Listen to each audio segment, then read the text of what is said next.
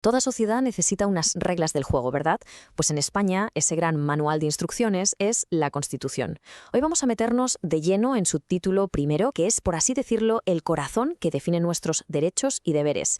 Y ojo, no es una simple lista, ¿qué va? Es la base sobre la que se construye todo lo demás. Fijaos bien en esta frase, porque es potentísima. Antes de entrar en derechos concretos, la Constitución, en su artículo 10, nos suelta esto. Y no es poesía, ¿eh? Es la piedra angular, el cimiento sobre el que se levanta todo el edificio de derechos que vamos a explorar ahora. Y para no perdernos, esta es nuestra hoja de ruta. Empezaremos por esos cimientos, luego veremos a quién protege exactamente la Constitución, nos sumergiremos en las libertades más importantes, pasaremos a ver cómo se dibuja el modelo de sociedad y, lo más importante, cómo se asegura que todo esto se cumpla. Venga, pues vamos al lío. Como decíamos, lo primero es el fundamento. Todo empieza con esa idea del artículo 10, la dignidad de la persona. Ese es el pilar maestro que sostiene todo lo que viene después. Entonces, la palabra clave aquí es inviolables. ¿Y qué significa esto? Pues sencillamente que estos derechos no son un regalo del Estado que te pueda quitar mañana. Son algo que se tiene por el simple hecho de ser persona. De hecho, la propia Constitución nos dice que para entenderlos bien hay que mirar a la Declaración Universal de Derechos Humanos. Ahí es nada. Vale, el principio está claro, pero la pregunta lógica es, ¿esto se aplica a todo el mundo por igual? Bueno, aquí la Constitución hace una distinción importante entre ciudadanos españoles y extranjeros. Ojo, no en cuanto a dignidad, sino en el alcance de algunos derechos muy concretos. Y aquí se ve clarísimo.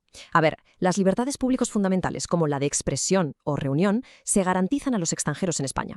Pero cuando hablamos del núcleo duro de la política, como votar en unas elecciones generales o ser elegido presidente, el artículo 23 lo reserva para los españoles.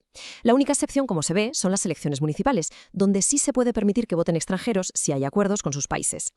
Y un dato rápido, pero fundamental, del artículo 12, la mayoría de edad. En España llega a los 18 años.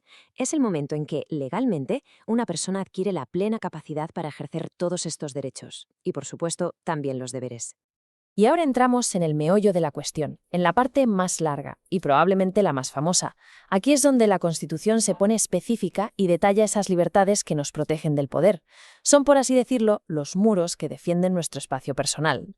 Empezamos con el derecho más básico de todos, el derecho a la vida. Y el artículo 15 no se anda con rodeos, es tajante, prohíbe de forma absoluta la tortura y cualquier trato inhumano. Y un dato histórico, abolió la pena de muerte, rompiendo totalmente con el régimen anterior. La única salvedad que deja es para tiempos de guerra, según las leyes militares. Otro pilar, la libertad de pensamiento. El artículo 16 es claro. Cada cual puede pensar lo que quiera y creer en lo que quiera, y nadie puede obligarte a declarar sobre ello. Y un punto importante que establece es que España no tiene una religión oficial. Es un Estado aconfesional. Esto significa que coopera con las distintas religiones, pero no se casa con ninguna.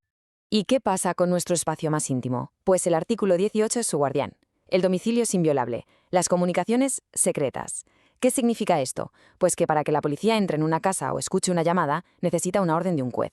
Salvo en casos muy contados, como que estén pillando a alguien con las manos en la masa. Esto es fundamental. ¿Cómo nos protege la Constitución incluso cuando nos enfrentamos al poder del Estado? Pues el artículo 17 pone unas reglas del juego muy claras para evitar detenciones arbitrarias. Si alguien es detenido, tiene derecho a saber por qué, a tener un abogado y a no declarar en su contra. Y hay un límite de tiempo clave, un máximo de 72 horas antes de que un juez decida. Por supuesto, la lista sigue y sigue. Aquí tenemos solo algunos ejemplos más.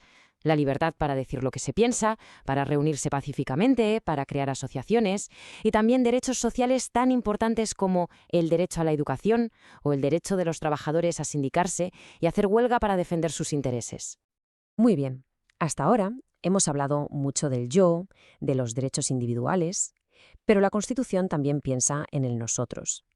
Ahora vamos a ver esos principios que guían la política económica y social, que son una mezcla de derechos y también de deberes para todos. La palabra clave aquí es equilibrio. La Constitución lo busca constantemente. Por ejemplo, reconoce el derecho a la propiedad privada, claro que sí, pero acto seguido te dice que esa propiedad está limitada por una función social. O reconoce el derecho al trabajo, pero también establece el deber de todos de pagar impuestos para sostener los servicios públicos. Es un tira y afloja constante entre lo individual y el bien común. Y llegamos a la parte final, que es quizá la más importante de todas. Porque, a ver, tener una lista de derechos en un papel queda muy bonito, pero ¿cómo nos aseguramos de que se cumplen? ¿De que sirven si no hay forma de defenderlos? Pues de eso va esta última parte. Esta es la pregunta del millón, ¿no? Si una persona cree que le han pisoteado un derecho fundamental, ¿qué hace? ¿A quién recurre? Por suerte, la Constitución no deja esta pregunta en el aire, establece un sistema de protección bastante claro. Pues aquí están las tres grandes herramientas de defensa. La primera línea son los juzgados de toda la vida, que tienen un procedimiento especial, más rápido, para estos casos. Si eso no funciona, se puede subir de nivel y acudir al Tribunal Constitucional con lo que se llama un recurso de amparo. Y además está la figura del defensor del pueblo, que es como un vigilante independiente que se asegura de que la administración no se pase de la raya. Y justo cuando parece que todo está perfectamente atado, nos queda una última reflexión. Hemos dicho que estos derechos son inviolables, fundamentales, pero ¿son totalmente absolutos? ¿Hay alguna situación, por extrema que sea, en la que el Estado pueda ponerlos en pausa? Pues la respuesta, que está en el artículo 55, es que sí. Pero calma, solo en circunstancias extraordinarias. En situaciones de crisis muy graves, como las que obligan a declarar un estado de excepción o de sitio, la propia Constitución permite suspender temporalmente algunos derechos. Una idea final que nos deja pensando en ese equilibrio, a veces tan frágil, entre nuestra libertad y la seguridad de todos.